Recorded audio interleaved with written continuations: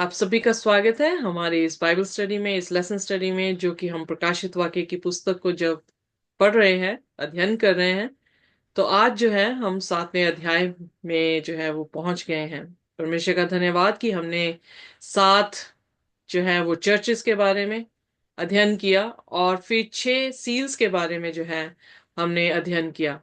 पर 6वीं सील में जब हम थे तो हमने देखा कि जो 6वां अध्याय था वो एक प्रश्न से खत्म होता है कि कौन है जो परमेश्वर के उस कहर के सामने जो है वो खड़ा रह सकता है। आने वाला सप्ताह जब सैटरडे को हम परमेश्वर के प्रेम और उसके जस्टिस के बारे में सीखेंगे, तब हम देखेंगे कि खुदा का जो प्रकोप है और खुदा का प्यार दोनों किस तरह से चलते हैं और क्यों चलते हैं। पर आइए इससे पहले कि हम अपने रेवलेशन की इस पुस्तक के 7वें अध्याय की तरफ जाएं, जिसमें 1,44,000 लोगों का जिक्र आया है, अपने सिरों को झुकाएंगे और हम प्रार्थना में जाएंगे।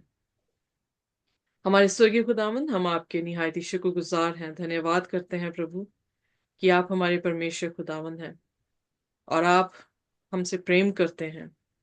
आपने ये प्रकाशन जो प्रकाशित वाक्य में दिया है खुदावंद, वो भी इसीलिए दिया है ताकि हम अपने आप को बचा सकें।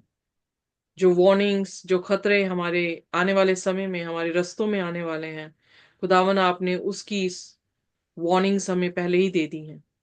और हम चाहते हैं कि हम खुदावन इस कलाम को पढ़कर अपने आप को खुदावन आपके लिए तैयार कर सकें और उस समय के लिए तैयार कर सकें जिस समय में खुदावन हम आपका इनकार ना करें और हम आपके साथ स्वर्ग की बादशाह में हो सके। हमारे सब गुनाह गलतियों को माफ करें और अपने खुदावन कलाम का मुकाशवा हमें दे। आप बोले हम सुने। हमारे खुदावन दिलों में और जुबान से कोई भी ऐसा शब्द ना निकले जिससे आपकी तौहीन हो, बल्कि हर एक शब्द आपको महिमा दे सके। आप बड़े और हम घटते जाएं। इस प्रार्थना को यीशु के नाम से मांगते हैं, आमीन। आमीन।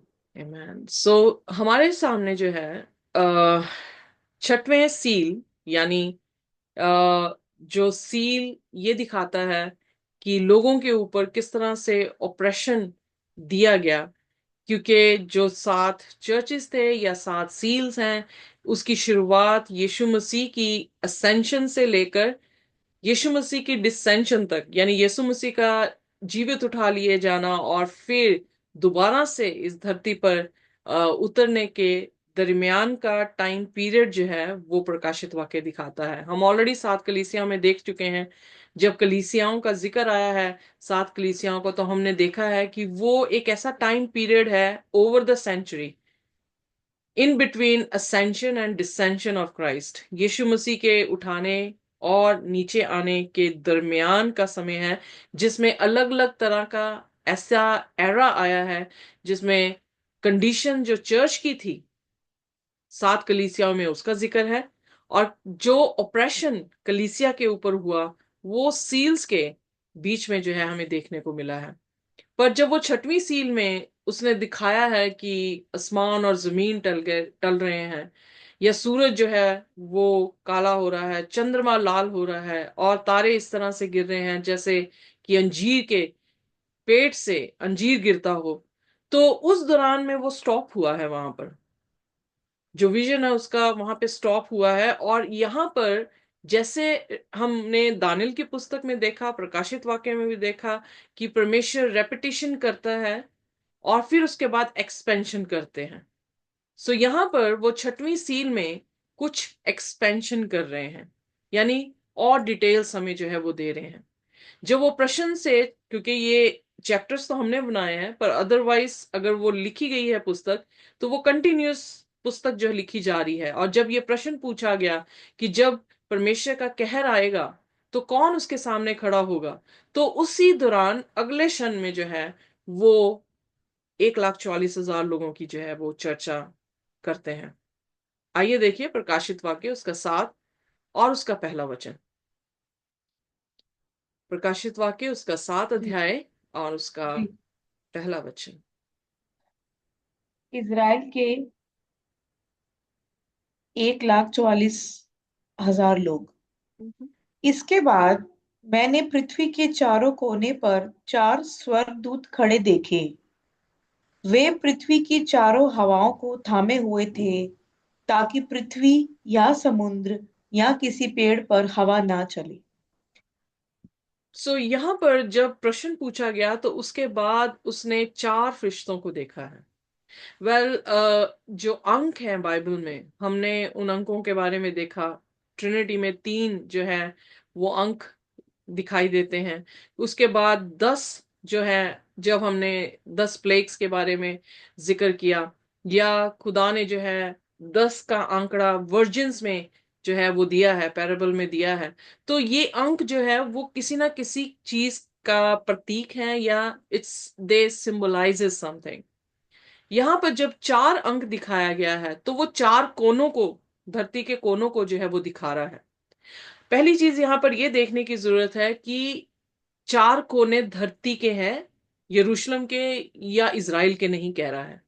यहां पे वो कह रहा है कि चार फरिश्ते चार कोनों में हवाओं को, चार हवाओं को, यानी वो कंपस की या कंपास की, जैसे भी आप प्रोनाउंस करना चाह रहे हैं, उसकी चारों दिशाओं की यहां पर जो है वो चर्चा कर रहा है कि खुदा के फरिश्ते एक बहुत बड़ी आंधी से आंधी को रोके हुए हैं। और वो आंधी इसलिए रुकी हुई है ताकि वो किसी भी तरह से धरती को, समुद्र को या पेड़ों को जो है वो नुकसान ना पहुंचा सके। जब हम प्रकाशित वाक्य पढ़ते हैं तो प्रकाशित वाक्य जो है वो खुद ब खुद अपने सिंबल्स को जो है वो इंटरप्रेट करता है। जब हम कहते हैं कि सी, ऑलरेडी प्रकाशित वाक्य उसके 17 उसकी 15वीं आयत में हम देखते हैं कि वहां पर लिखा है कि जो तूने औरत पानी में, पानी के ऊपर बैठी देखी है, वो पानी कोई और नहीं बल्कि मल्टीट्यूड है, यानी लोग हैं। और जब हम अर्थ को देखते हैं तो प्रकाशित वाक्य में 13 अध्याय उसकी 11वीं आयत में एक और जंतु जब निकलता है, बिल्कुल दानियल की पुस्तक में हम देख चुके हैं कि जंतु जो है वो पानियों में से निकले हैं, समुद्रों में से निकले हैं, यानी लोगों में से, यानी पॉपुलेटेड एरिया से वो राज्य सारे निकले थे, जो हमने ऑलरेडी अध्ययन कर लिया है कि बाबुल था, मादी फरीसी थे, यूनान था, रोम था, और फिर उसके बाद यूरोप। वो पॉपुलेटेड एरिया से निकला है। पर जब प्रकाशित वाक्य 13 अध्याय में परमेश्वर एक और जंतु के निकलने के बारे में उसे एक चिन्ह दिखाते हैं, तो वो जंतु जो है वो धरती में से निकलता है। अगर पानी पॉपुलेटेड है तो उसके ऑपोजिट जो धरती है वो अनपॉपुलेटेड एरिया को जो है वो दिखाती है। यहां पर जो है वो लोगों को, चाहे वो भीड़ भड़क्कम में लोग हों या फिर वो खुले मैदान में लोग हों, यानी उनकी हानि ना की जाए।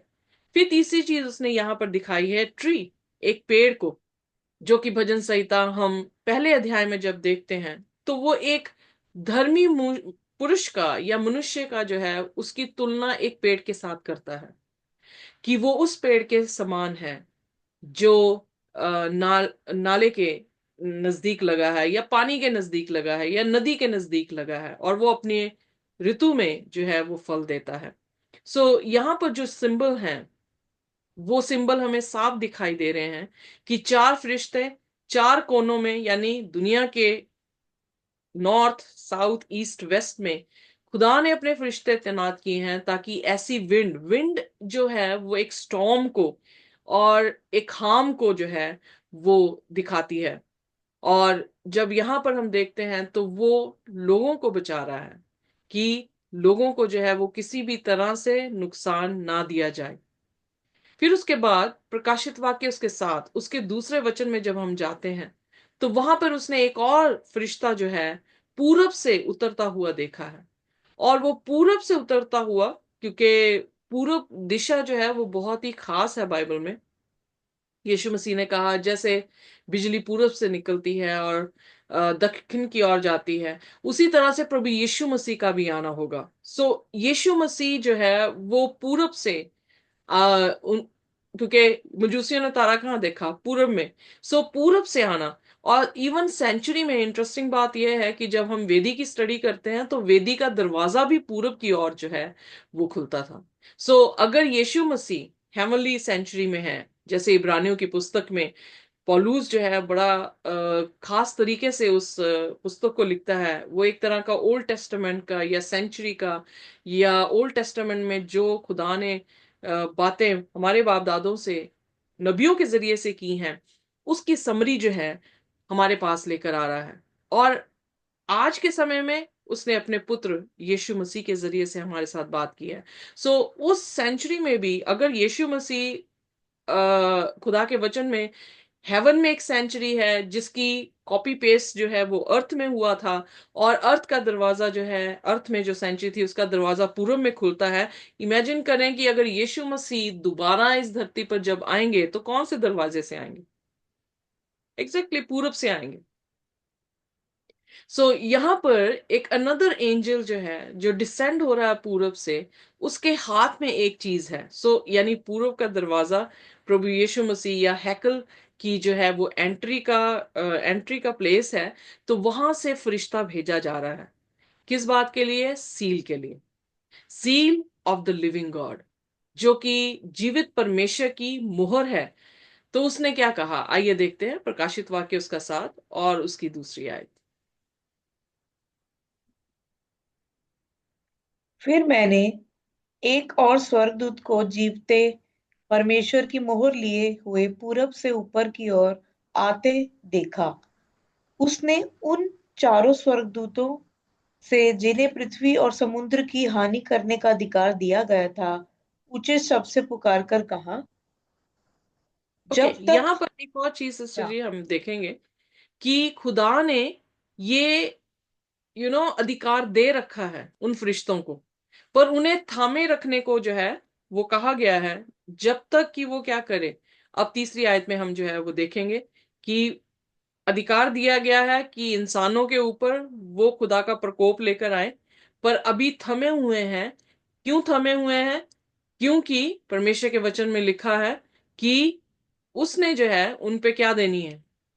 सील देनी है। आइए देखिए उसके तीसरे वचन में। जब तक हम अपने परमेश्वर के दासों के माथे पर मोहर ना लगा दे, तब तक पृथ्वी और समुद्र और पेड़ों को हानि ना पहुंचाना।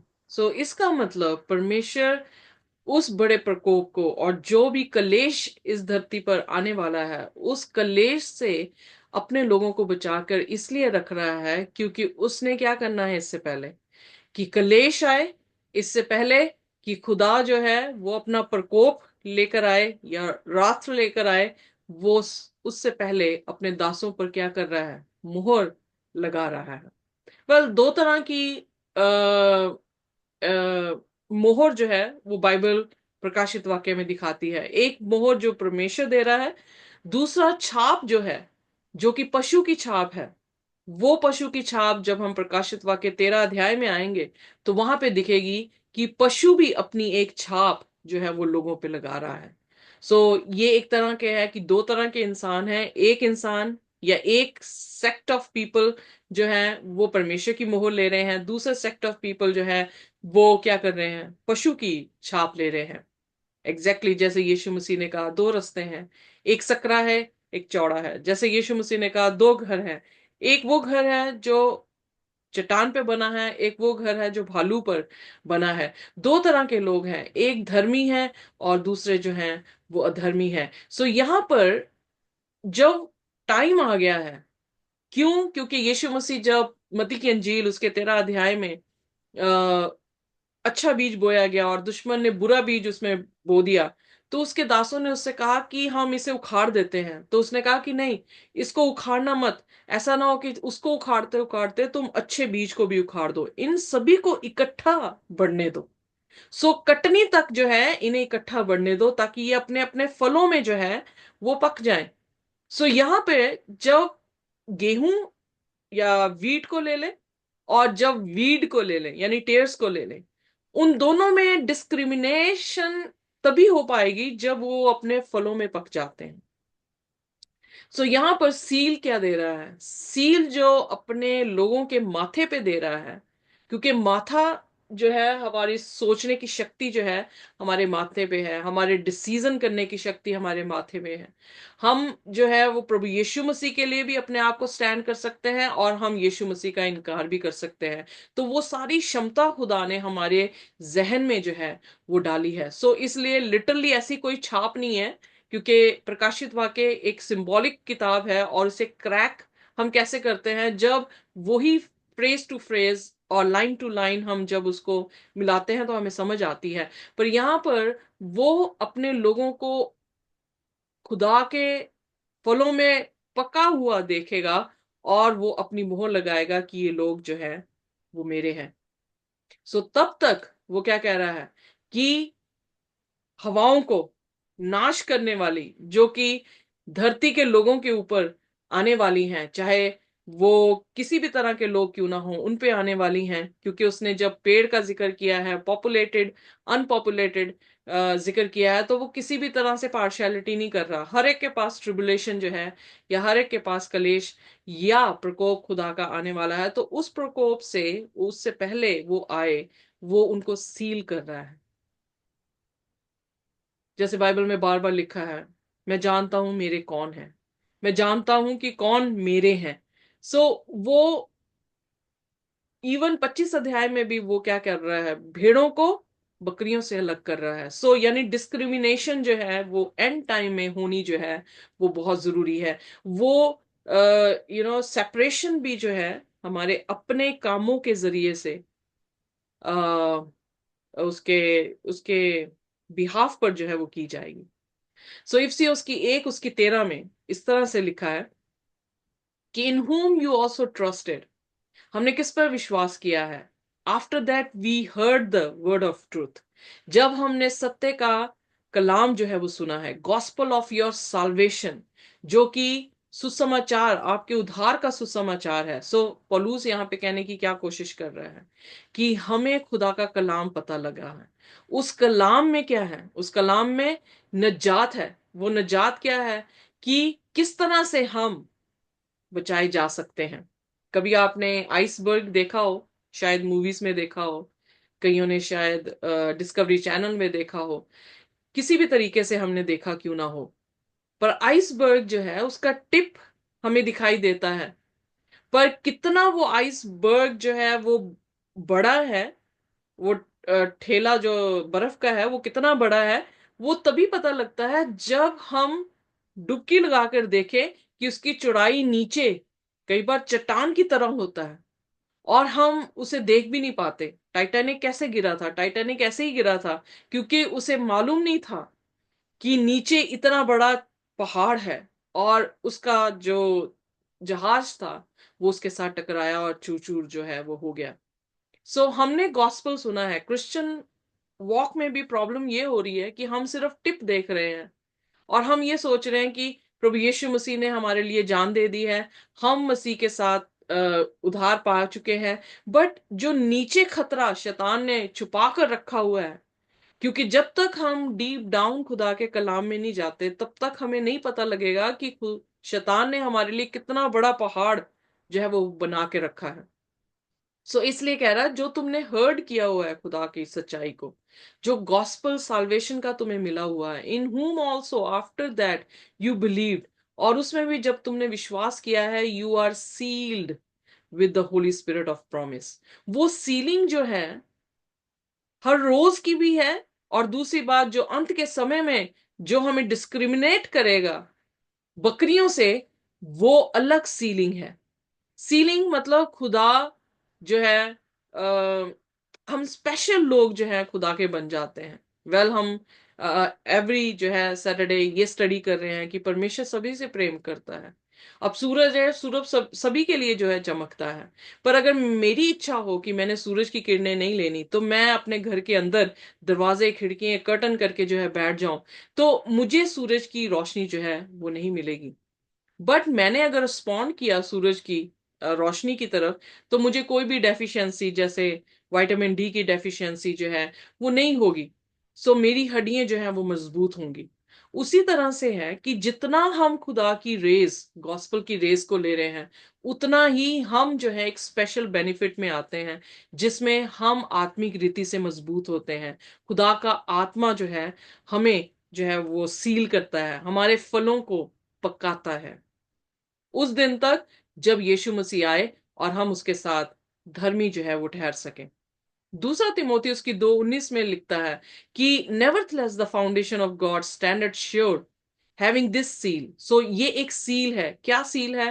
क्योंकि सील हम ढूंढ रहे हैं बाइबल में कि बाइबल किसको सील कह रही है।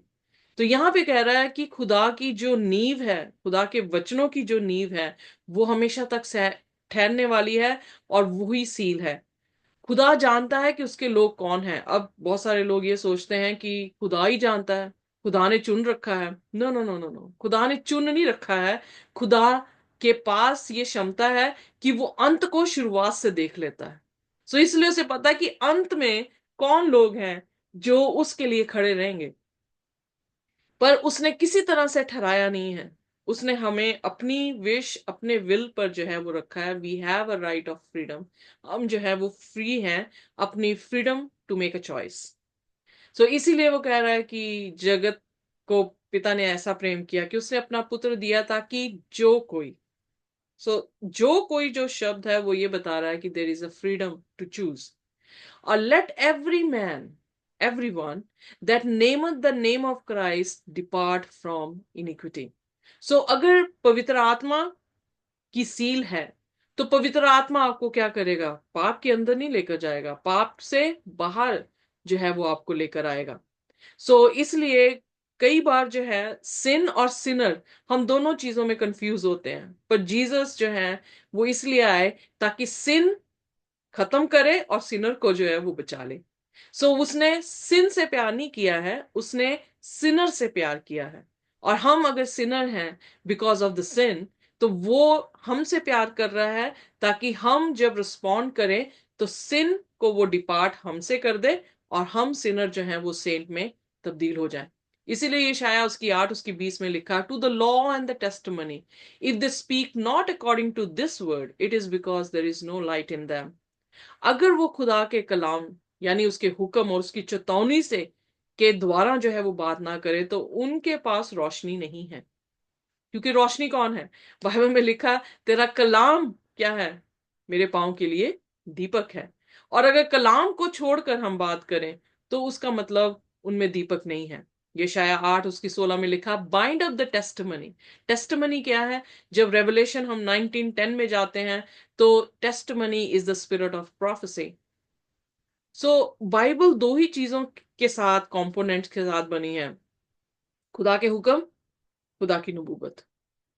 दोनों चीजों को, यानी खुदा का कलाम कह रहा है, seal the law among my disciples. बहुत सारे चर्चेस में ये कहा जाता है कि हम अब हुक्म नहीं मानने के, मतलब हमें जरूरत नहीं है हुक्म मानने की, या हुक्म हम पर लागू नहीं है। अगर हुक्म लागू नहीं है, तो हुक्म तोड़ने से क्या होता है? हुक्म तोड़ना, जब हम पहला यूहन्ना उसका 3 उसकी 4 में पढ़ते हैं, तो हुक्म का तोड़ना ही पाप है।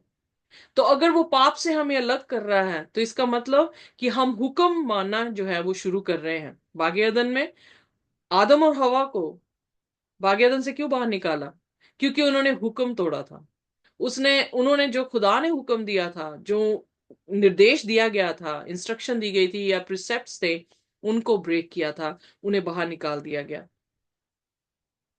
अगर देखा जाए तो लूसीफर को स्वर्ग की बादशाह से क्यों निकाल दिया गया? क्योंकि उसने भी खुदा के हुक्म को जो है वो तोड़ा था। यीशु मसीह इसीलिए कह रहे हैं मत्ती की अंजील में उसके 5वें अध्याय में कि मैं हुक्म को तोड़ने नहीं, मैं उसको पूरा करने के लिए आया हूं। इसलिए कह रहा है कि सील क्या है? Seal the law. बहुत सारे लोग ये सोचते हैं कि शायद this is called legalistic kind of Christians. ये लीगल है, लीगलिज्म जो है, दो एक्सट्रीम्स हैं कि लिबरलिज्म और लीगलिज्म। लीगलिज्म में ये सोचते हैं कि हम अगर हुक्म मानेंगे तो ही हमारा छुटकारा है, जैसे बहुत सारे यहूदी आज भी ये सोचते हैं। लिबरलिज्म में ये हम क्रिश्चियन आ गए हैं कि हम हुक्म माने ना माने, अगर हम यीशु मसीह के पास जाते हैं यीशु मसीह से प्रार्थना करते हैं तो यीशु मसीह हमें माफ कर देता है और हमारे पास अनंत जीवन आ जाता है। पर अगर ध्यान दें इब्रानियों उसके 11 अध्याय में, तो वहां पर जिक्र आता है कि इब्राहिम ने विश्वास किया और खुदा के कहने से उसने उल्ट जो है वो छोड़ दिया। कहने का अर्थ ये है कि हुक्म और विश्वास दोनों साथ साथ चलते हैं। अगर इब्राहिम को जब कहा गया था तो अपना घर, अपनी जमीन, अपना परिवार छोड़कर मेरे पीछे आ, अगर वो ना आता और विश्वास करना क्या था उसने? विश्वास यही था कि जो खुदा ने उससे कहा था। उसी तरह से आप हनूक को ले लें, आप हाबिल को ले लें, जितने भी वहां पर नाम दर्ज हैं, नू का ले ले। नू ने कभी बारिश नहीं देखी थी, पर खुदा ने उससे कहा कि बारिश आएगी और तू क्या कर, किश्ती बना। अगर वो ये विश्वास कर लेता कि बारिश आएगी और किश्ती ना बनाता, तो क्या वो धर्मी ठहरता? नहीं। इसलिए बाइबल पढ़ना बहुत जरूरी है। हमें खुदा के आवाज को सुनना जो उसके कलाम से है, और उस पर विश्वास करना जो वो कह रहा है। चाहे दुनिया माने चाहे ना माने, पर आपका डिसीजन जो है वो पर्टिकुलर होना चाहिए। नूह के समय में भी कोई नहीं मान रहा था, नूह और उसका परिवार सिर्फ किश्ती के अंदर गए थे। चैलेंज बहुत बड़ा है कि क्या मेजॉरिटी के साथ चलना है कि यीशु के साथ चलना है। यहां पर हम देखते हैं कि जो सील है वो सील उसके हुक्म है। फिर उसके बाद यूहन्ना उसकी 3 उसकी 33 में कह रहा है, he that had received his testimony had set to his seal that God is true. अब यहां पर टेस्टमनी यानी जो स्पिरिट ऑफ प्रोफेसी है, जो खुदा का कलाम है, उसके बारे में कह रहा है कि वो सील है, क्योंकि वो ये बताता है कि खुदा बिल्कुल सत्य है।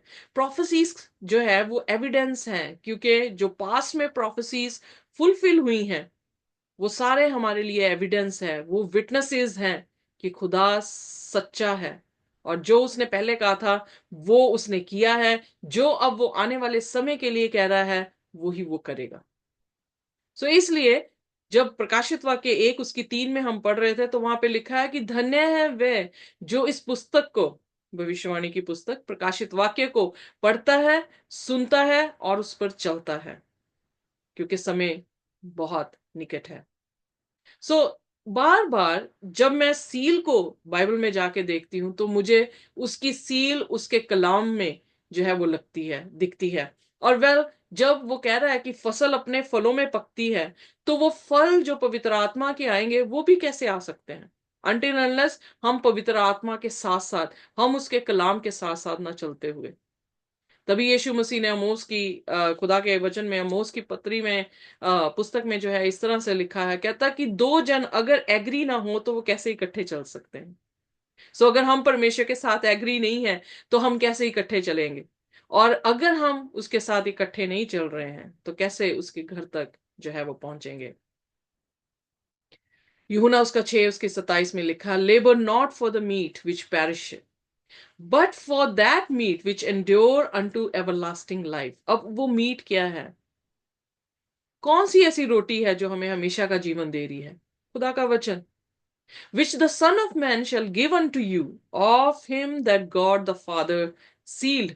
और इसीलिए बार बार अगर आप यूहन्ना उसका 17 अध्याय पढ़े तो यीशु मसीह बार बार यही कह रहे हैं कि मैंने उन्हें वो सब बातें बता दी हैं जो तूने मुझसे कहा था। उसका कलाम जो है वो क्या है? वो सील है।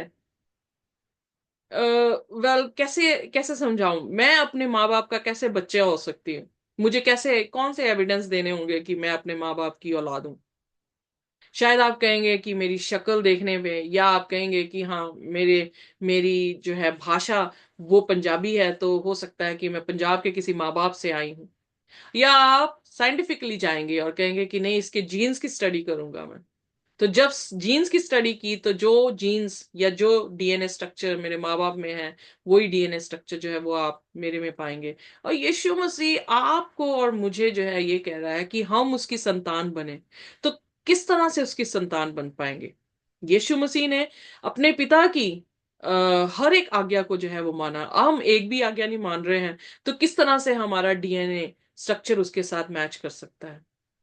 It is very very important thing कि हमें ये सीखने को मिले कि खुदा सील कौन सी देने वाला है।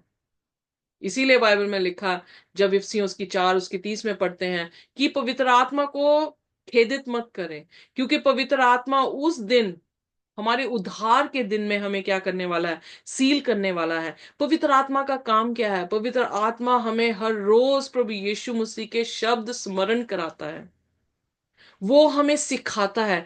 ही इज अवर हेल्पमेट, वो हमें मदद देता है, ताकि जो चीजें हम भूल जाते हैं कि खुदा के वचन में इस तरह से लिखा है, तो यीशु मसीह ने कहा वो मेरी बातों को तुम्हें स्मरण कराएगा, वो तुम्हें प्रार्थना करना सिखाएगा, वो तुम्हें चलना सिखाएगा, वो तुम्हें सत्य सत्य में जो है वो बढ़ना सिखाएगा। सो ऑल टुगेदर जब हम इन सभी आयतों को देखते हैं, तो हम ये देख रहे हैं कि पवित्र आत्मा हमारी मदद किस में कर रहा है, कि हम कलाम के अनुसार अपने जीवनों को जो है वो चला सके। और फिर पवित्र आत्मा क्या कर रहा है, जो फल पक रहे हैं हमारे जिंदगी में, जो आत्मिक फल पक रहे हैं, शारीरिक नहीं, आत्मिक फल पक रहे हैं, उसके ऊपर जो है खुदा अपनी सील देने वाला है। दूसरी बात यह है कि लोग ये सोचते हैं कि ये तो इजरायली के गोत्रों के नाम जो हैं खुदा ने यहाँ पे बताए हैं, शायद हम नहीं हैं। जैसे मैंने पहले पॉइंट बताया कि वो 4 धरती की दिशाओं को दिखा रहा है, और धरती के लोगों को जो है वो सील करने की बात कर रहा है। यहाँ पे यहूदी का जिक्र नहीं आया कि, या ये सिर्फ इजराइल की 4 कोनों को जो है वो पकड़ के रखने को कह रहा है। और जो नाम यहाँ पर दिए भी गए हैं, अगर हम प्रकाशित वाक्य उसके 7 उसकी 8 आयत से पढ़ना शुरू करें, तो वो ऑर्डर में नहीं है। क्योंकि हम यहाँ पर देखते हैं कि जेबुलन जो है वो पहला बेटा नहीं था, रूबेन था। तो रूबेन जो है यहां पर मिसिंग है।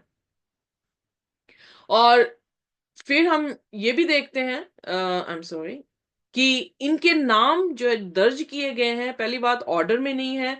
और अगर नाम खुदा ने दिए भी हैं, और उसके साथ जो अंक दिए हैं 12,000, तो 12,000 का जब हम फ्रैक्शन करते हैं, उसमें हम देखते हैं कि ये 12 का आंकड़ा या 12 का अंक जो है वो दिखाता है।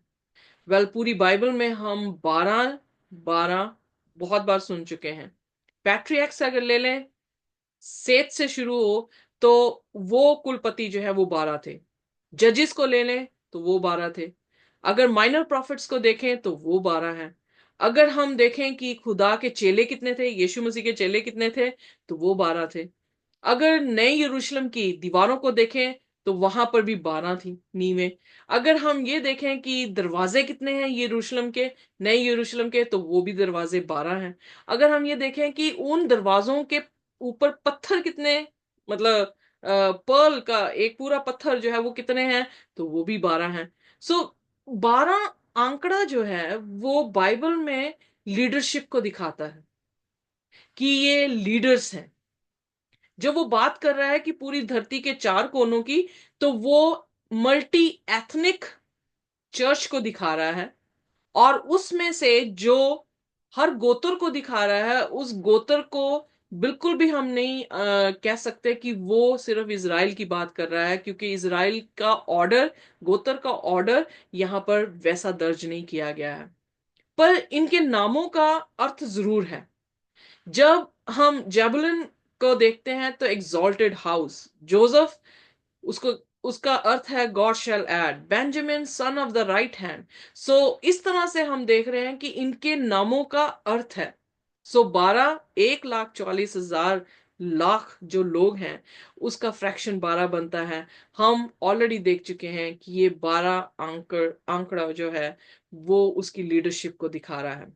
ये लिटरल नहीं है। पहली चीज ये कि उन्होंने मिक्स मैरिजेस कर ली हैं, और वो बिल्कुल भी अपने डेफिनेट गोत्र से जो है आज पहचाने नहीं जाते हैं। दूसरी बात ये कि जब यीशु मसीह 23 अध्याय, मती की 23 अध्याय में और लूका के 13 अध्याय में जब हम पढ़ते हैं, तो वहां पर दिखता है कि खुदा उन्हें उन्हें कह रहा है कि I left you unto desolate. और उसके बाद 34 एडी के में जब स्टिफनस का पथरवाह होता है, तो गॉस्पल जो है इज़राइल से निकलकर अन्य जातियों में जो है वो पहुंच जाता है।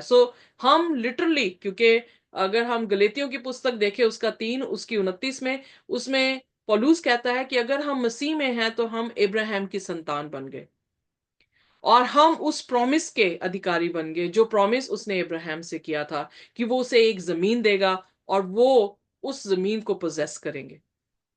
पहले ये अनदर जो है वो लेसन है, इसको मैं ज्यादा नहीं छेड़ूंगी। पर यहां पर हम देखते हैं कि हम स्पिरिचुअल इजराइल जो है वो बन जाते हैं। इसका मतलब कि खुदा जो है वो होल चर्च से बात कर रहा है। यहाँ पे स्पेसिफिक इजराइल से नहीं बात कर रहा, स्पेसिफिक इंडियन से नहीं बात कर रहा, या यूरोपियन से बात नहीं कर रहा, पर होल चर्च, जितने अभी धरती पर खुदा के भरोसेदार लोग हैं उन सभी से बात कर रहा है।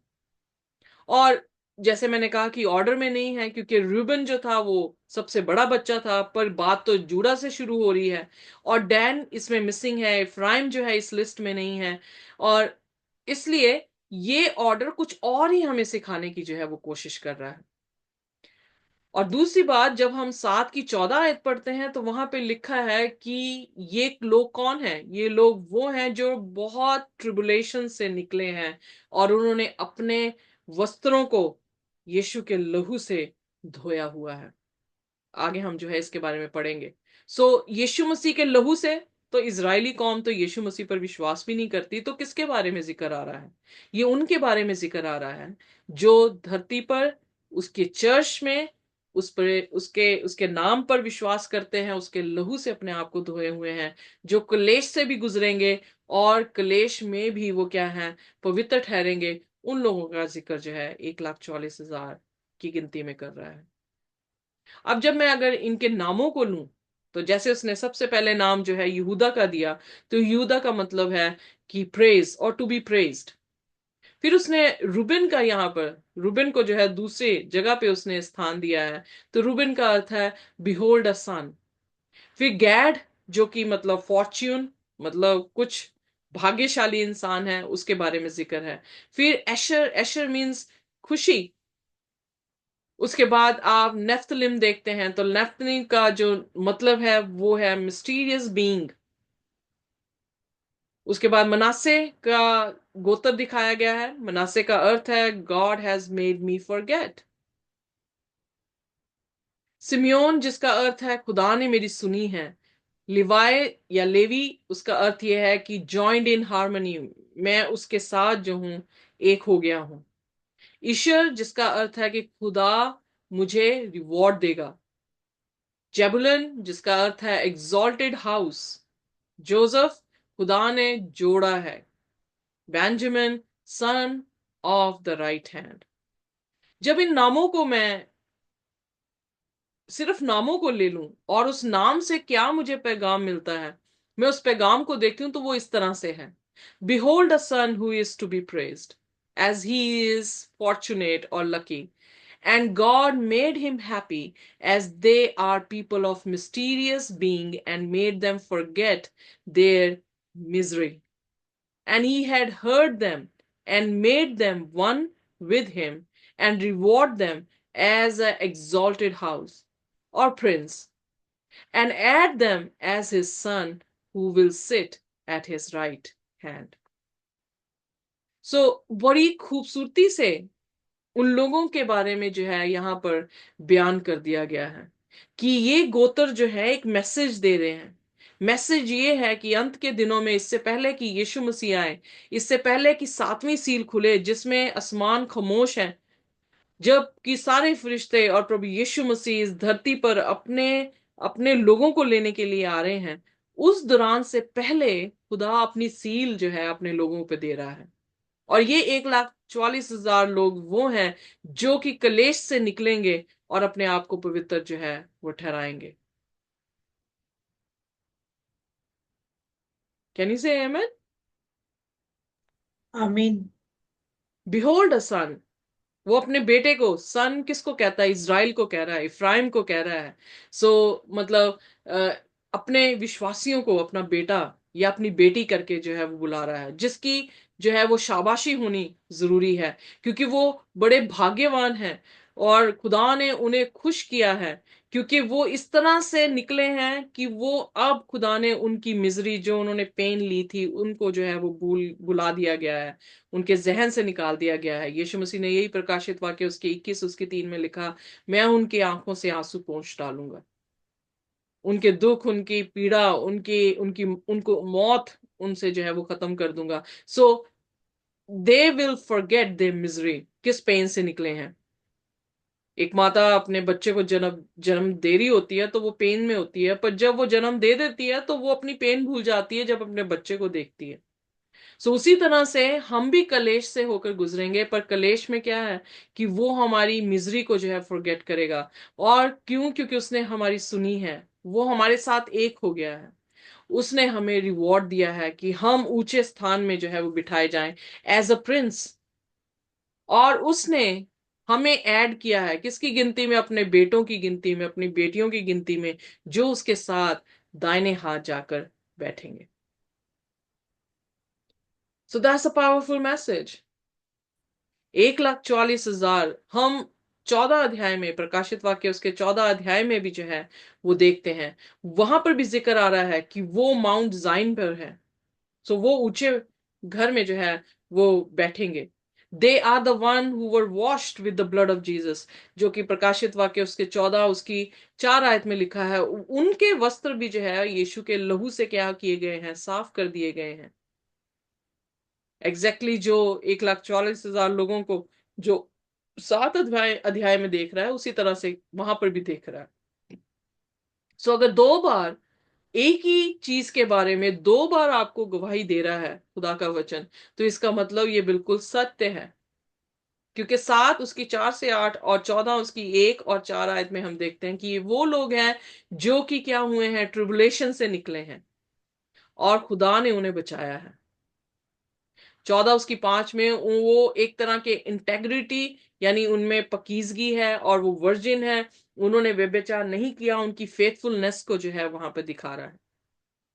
फिर प्रकाशित वाक्य 14 उसकी 4 में उन्हें वर्जिन, जैसे मैंने ऑलरेडी बताया है, जो सिग्निफाई ये करता है कि उनका करेक्टर प्योर है।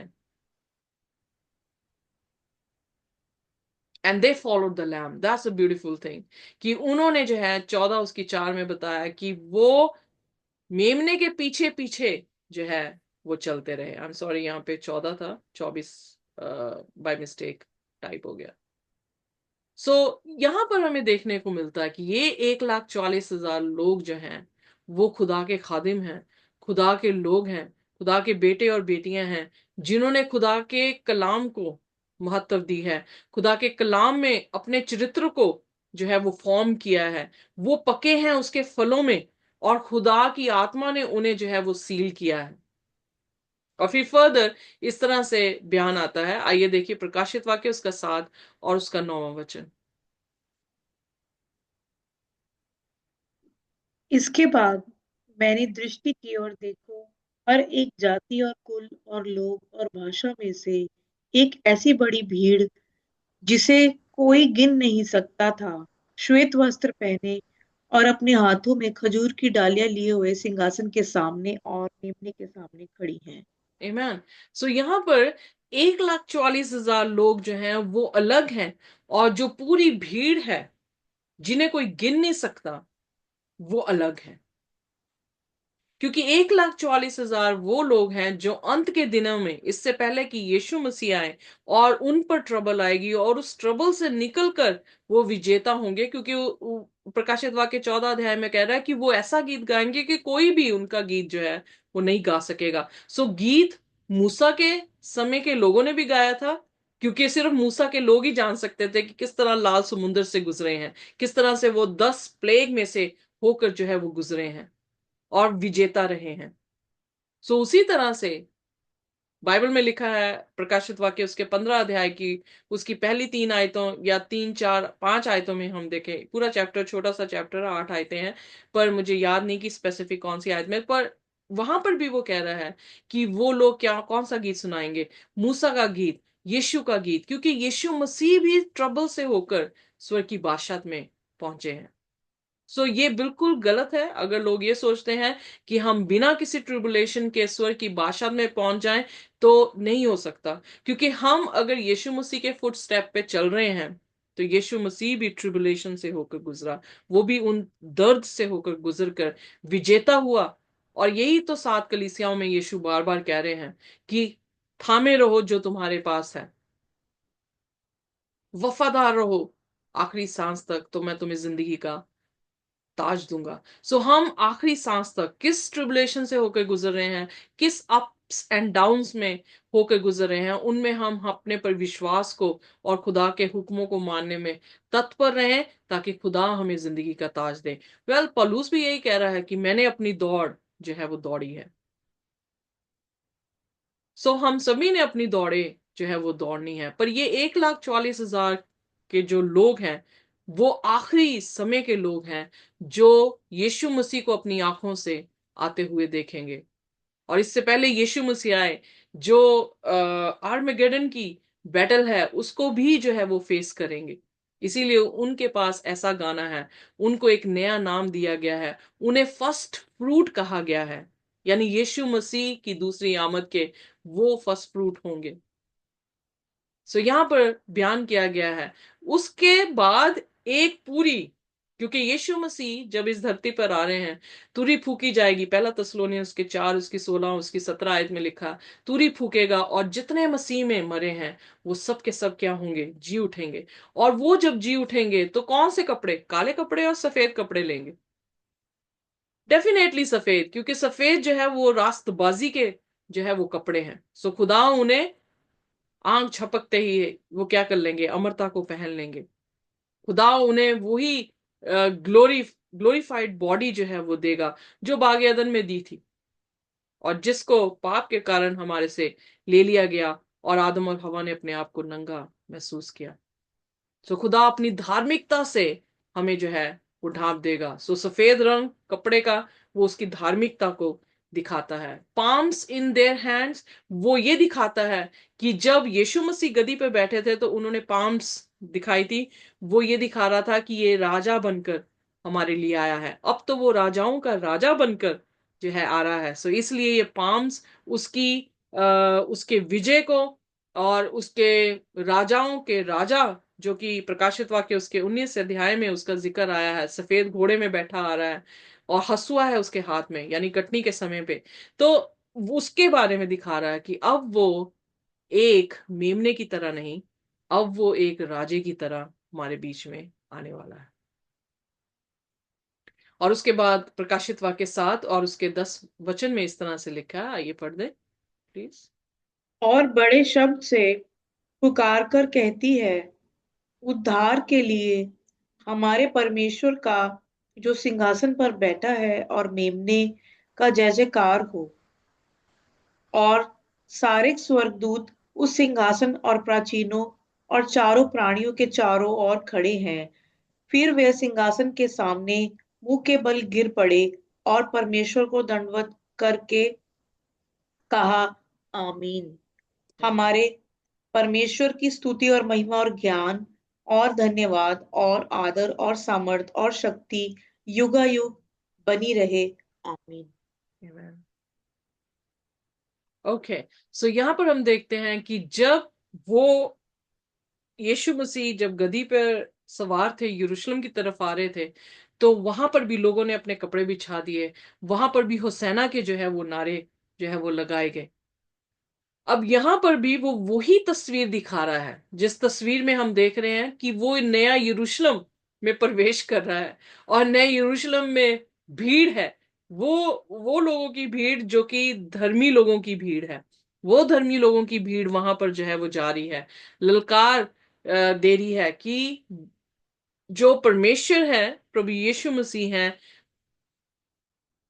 जीत उसी की है और उसी को वर्शिप की जा रही है। यहां पर हम देख रहे हैं कि स्वर्गीय दूत भी हैं, 24 बुजुर्ग भी हैं। 24 बुजुर्ग हम ऑलरेडी सीख चुके हैं कि यीशु मसीह की जब मरे और तीसरे दिन जी उठे, उसके बाद कब्रें जो हैं वो खुली हैं। और जो कब्रें खुली हैं उन्हें लोगों ने देखा भी है, बाइबल बयान करती है, इंजीलों में बयान करती है। तो ये वो 24 बुजुर्ग हैं, क्योंकि जब चौथे अध्याय में हमने पढ़ा था तो बुजुर्गों के पास जो था, ये 24 बुजुर्गों के पास सफेद कपड़े थे और एक क्राउन था। वो क्राउन जो कि एक विजेता को दिया जाता है। सो यहां से हम समझे थे कि ये वो लोग हैं जो जमीन से यीशु मसीह के साथ उठा लिए गए हैं।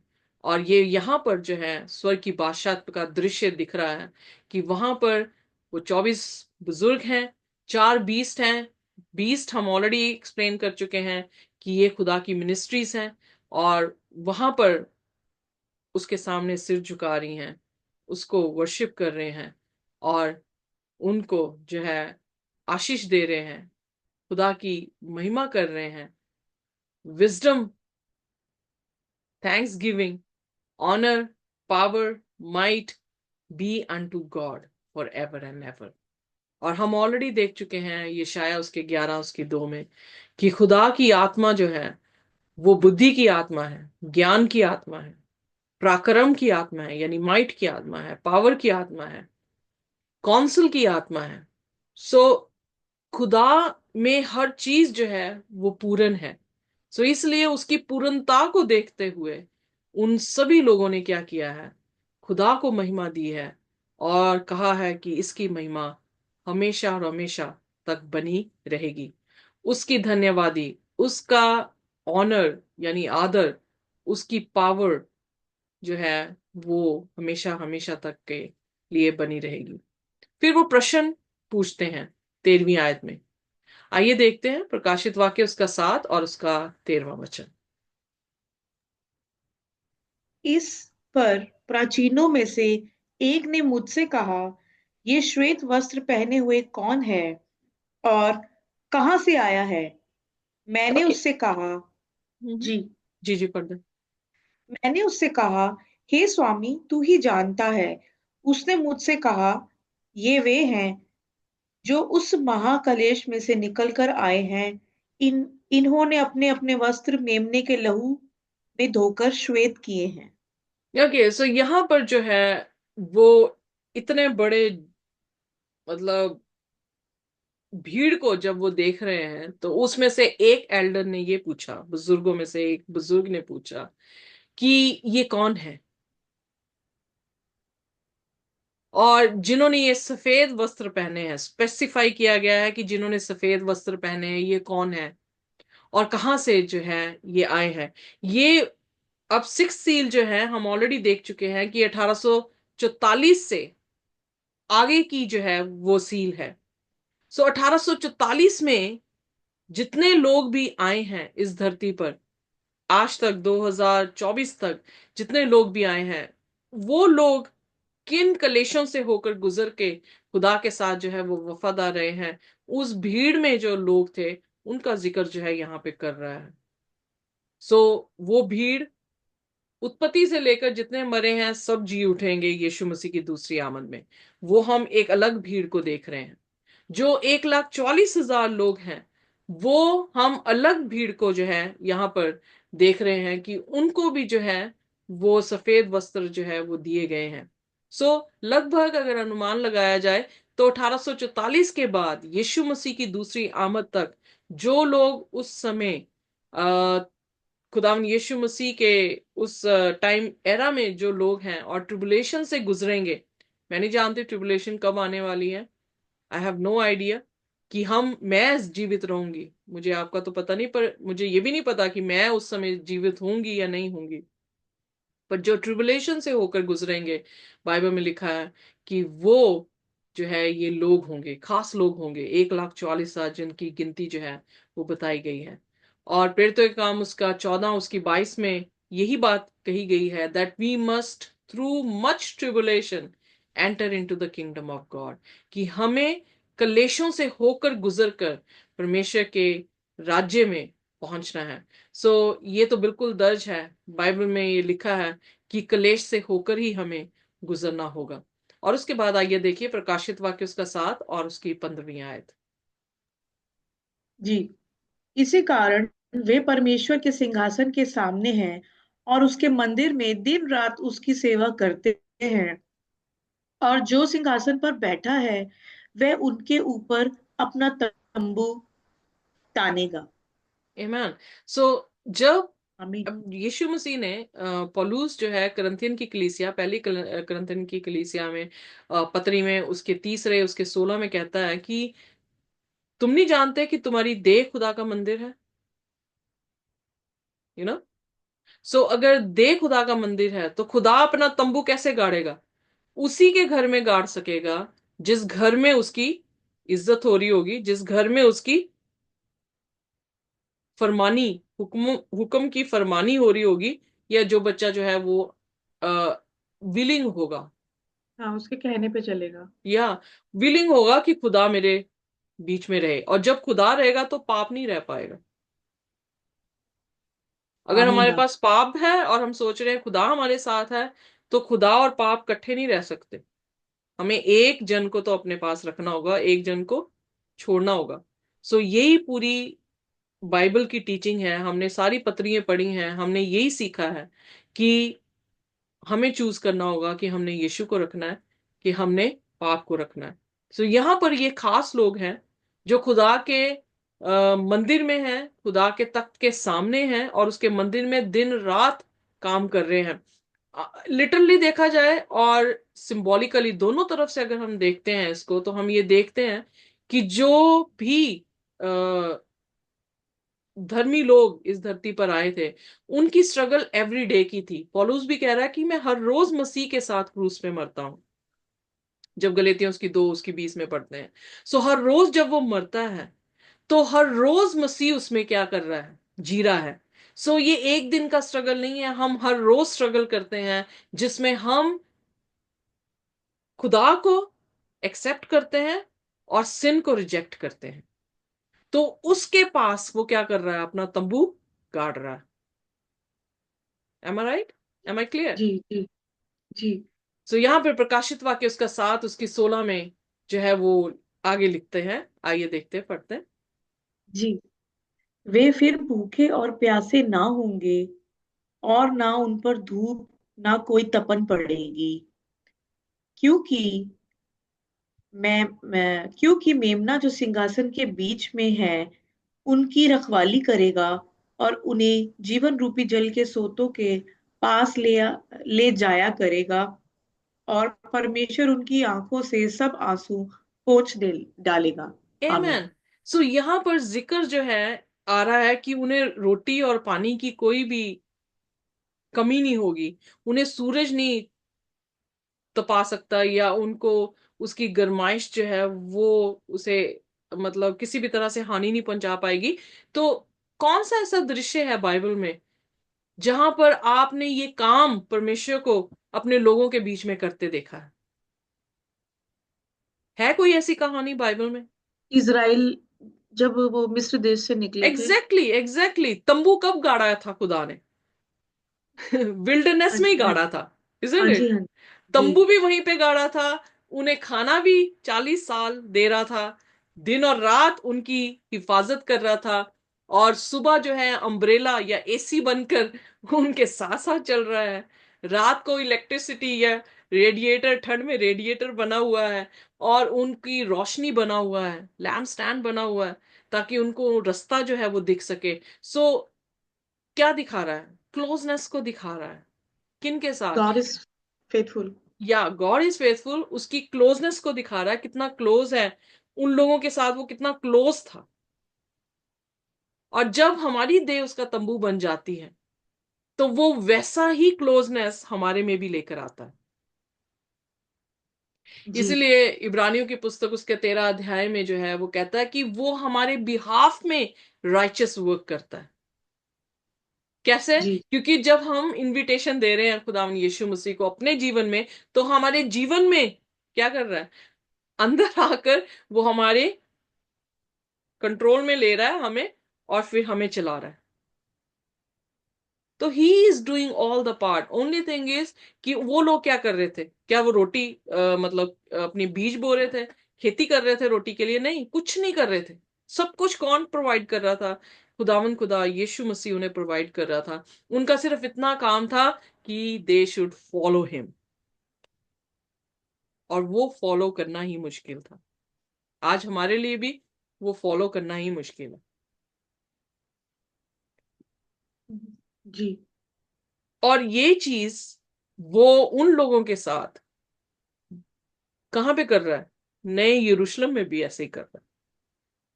सो आप देखेंगे खुदा बदला नहीं है। बियाबान में भी खुदा वैसा ही था, आज मेरे साथ भी वैसा ही है, कल हमारे साथ नए यरूशलेम में भी वैसा ही है। और प्रकाशित वाक्य 21 अध्याय में उसकी 3 आयत में कह रहा है कि he shall wipe away all our tears from our eyes. यहां पर भी वो अपने लोगों के आंसू जो है वो हमेशा के लिए पहुंच देने की जो है वो बात कर रहा है। कहीं पर भी खुदावन यीशु मसीह बदले हैं? नहीं। बहुत सारे लोग सोचते हैं पुराने नियम का परमेश्वर डिफरेंट है, नया नियम का परमेश्वर डिफरेंट है। मुझे कहीं पर भी डिफरेंस नहीं नजर आ रहा। उसका काम, पागेदन में उसने जमीन दी थी आदम और हवा को, और उसे कहा था इसे पोजेस करो, इसको भर दो। पाप के कारण वो जमीन का अधिकार उनसे चला गया। पर फिर वो दोबारा से इब्राहिम के पास आया, इब्राहिम से फिर वही वाचा बांधी, मैं तुझे जमीन दूंगा, तू उसको पोजेस कर। आज के टाइम पे हमारे साथ भी वही वाचा बांध के गया कि मैं तुम्हें जमीन दूंगा। यीशु मसीह ने यूहन्ना 14 उसकी पहली 3 आयतों में कहा, तुम्हारा मन व्याकुल ना हो, मैं अपने बाप के, मेरे बाप के घर में बहुत सारे मकान हैं, देखो मैं जाता हूं और वो जगह तैयार करता हूं, तो उसके बाद मैं आऊंगा और तुम्हें क्या करूंगा, ले जाऊंगा। सो फिर जगह की बात ही की गई है। नया यरूशलेम क्या है? लैंड है जिसको हमने पोजेस करना है। सो खुदा तो कभी नहीं बदला, उसका प्लान वैसे ही चल रहा है। और फिर दोबारा से यही धरती, बाइबल में लिखा है जो मन के दीन है वो इस धरती के वारिस होंगे। तो यही धरती दोबारा, प्रकाशित वाक्य उसके 21 अध्याय में, नया यरूशलेम एक सजी हुई दुल्हन की तरह जमीन पर आ रही है। सो यही दोबारा धरती दोबारा बसेगी और हमें पोजेस करने को दी जाएगी। सो गॉड नेवर चेंज्ड। या। हमने रास्ते अलग अलग बनाए हैं, पर वो बार बार हमें बटोर कर मल्टी एथनिक ग्रुप हम देख रहे हैं, जो कि यू नो हर दिशा से लोगों को अब लेकर कहां पर आ रहा है? एक ऐसी जमीन उसने बनाई है जिसको उसने पोजेस करने को देना। So my friends, we are so fortunate that we have such a lovely God who is such a faithful God. वो अपने अपने वायदों से कभी भी हटता नहीं है। उसका वायदा जो भी है वो उसको पूरा कर रहा है। वो हमारे विश्वास का ऑथर और फिनिशर है। बट सिर्फ एक ही चीज हमें नाश करेगी, और वो ये कि अगर हम विलिंगनेस नहीं दिखाएंगे, अगर हम उसके पास नहीं जाएंगे और हर रोज की उस स्ट्रगल में यीशु मसीह को प्रथम स्थान नहीं देंगे, तो यीशु मसीह हमारे बिहाफ में काम नहीं कर पाएगा और हमें जो है वो निजात नहीं दे पाएगा। तो इसलिए आइए हम अपने आप को इन आखिरी दिनों में, इससे पहले कि यीशु मसीह रहम के दरवाजे को बंद कर दे, हम अपने आप को यीशु मसीह के पास लेकर आए और उसकी निजात को ग्रहण करें और उसे कहें कि तू मेरा बचाने वाला है, मेरी जिंदगी में आ और मेरे रास्तों को जो है वो सीधा कर। और खुदा वफादार है कि हमारे सब गुनाहों को माफ करे, हमारी सब धार्मिकता को, यानी जो धार्मिक काम नहीं है, अधर्म के काम है, उन सभी को जो है वो साफ कर सके। जी जी, धार्मिकता जी। आमीन। आमीन। आमीन। आइए अपने आमीन। सिरों को झुकाएंगे और प्रार्थना में जाएंगे। हमारे स्वर्गीय खुदावंद, हम आपके शुक्रगुजार हैं, धन्यवाद करते हैं इस मीठे वचनों के लिए जो आपने हमें दिए। जिन्होंने भी सुने खुदावंद वो आशीष पाए, जो किसी भी तरह से ऑनलाइन जाएंगे और सुनेंगे खुदावंद वो भी वही आशीष पाए जो हमारे दिलों ने आज पाई है।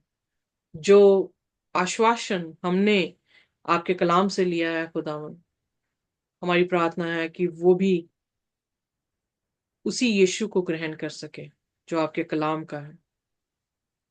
हमें ब्लेस करें और विदा करें अपनी शांति और अपने अनुग्रह से, यीशु के नाम से मांगते हैं। आमीन। आमीन। आमीन। थैंक यू खुदा सो हम मच सभी को सिस्टर जी। आशीष और बरकत दे, हमें Amen. अपने अनुग्रह Thank से you. और अपनी शांति से भरता चला जाए जब तक कि वो दोबारा ना आ जाए। आमीन। आमीन। आमीन। Amen.